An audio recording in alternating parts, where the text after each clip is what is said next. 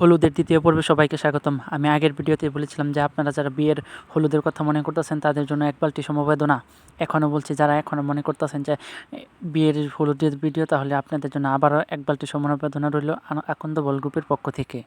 মানুষেরা হলুদের গুঁড়া দিয়ে কত সহজে রান্না করে ফেলে, মনে করে যে কত সহজ, কিন্তু একটা হলুদের এই গুঁড়া পর্যন্ত যাওয়া পর্যন্ত কতটা প্রসেসিং করতে হয়, কতটা কষ্ট করতে হয় মানুষকে, সেটা আপনারা না দেখলে বুঝতেই পারবেন না।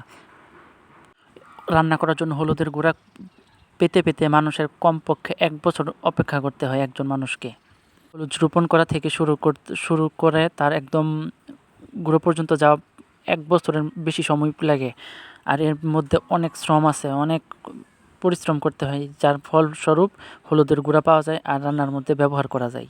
সাধারণত ধান চাষের চাইতেও কিন্তু হলুদ চাষে কিন্তু অনেক শ্রমের প্রয়োজন, অনেক পরিশ্রমের প্রয়োজন, অনেক সময়ের প্রয়োজন। আপনারা যারা হলুদ চাষ করেন তারাই একমাত্র জানেন যে হলুদের পিছনে কতটা পরিশ্রম করতে হয়, কতটা সময় দিতে হয়। আলহামদুলিল্লাহ, গতবারের তুলনায় আমাদের এবার হলুদের ফলন ভালো হয়েছে, সেই জন্য আল্লাহর কাছে শুকরিয়া। সাধারণত আমরা কিন্তু বাণিজ্যিকভাবে হলুদ চাষ করি না, আমরা শুধু আমাদের বছরে খাওয়ার জন্য চাষ করি। আমি ইনশাল্লাহ এবার আপনাদেরকে দেখানোর জন্য চেষ্টা করব যে কীভাবে আমরা রোয়া থেকে হলুদটা রোপণ করা থেকে কোন পর্যন্ত যাই। আমি একটা করে স্টেপ বাই স্টেপ আপনাদেরকে ভিডিও দেব, আশা করি আপনারা দেখবেন, আপনাদের কাছে ভালো লাগবে। আমি কিন্তু প্রথম আপনাদেরকে হলুদ ওঠানোর ভিডিও দেখাইছি, যে কেমন করে উঠাইছি মাটির নিচ থেকে হলুদ, কোন সময় ওঠানোর পারফেক্ট সময়, কোন সময় তুললে হলুদটা আপনার ভালো থাকবে, সেই সব সম্পর্কে কিন্তু আমি একটা ভিডিও করছি, আপনারা দেখছেন, একটা ধারণা পাইছেন।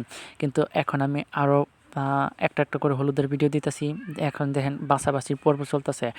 এই দ্বিতীয় পর্বের মধ্যে কীভাবে হলুদগুলো বাছতে হয়, তারপরে এগুলোকে কী করতে হবে, হলুদের যে বড় বড় মোতাগুলো আছে, মানে মূল, এই মূলগুলা কিন্তু দাড়ির মতো আছে, শিকড়গুলো, ওই শিকড়গুলো কিন্তু কেটে কিন্তু সাফ করতে হয়। তারপর এগুলোকে কিন্তু সিদ্ধ করতে হবে, সিদ্ধ করার আগে ভালো করে সুন্দর করে ধুয়ে নিতে হবে, যেন ময়লাগুলো সরে যায়।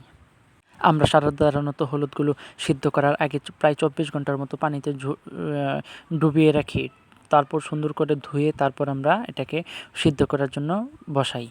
হলুদ কিন্তু ধানের মতো অল্প সময়ে সিদ্ধ করা সম্ভব না। হলুদ সিদ্ধ করতে কিন্তু অনেক সময় প্রয়োজন পড়ে।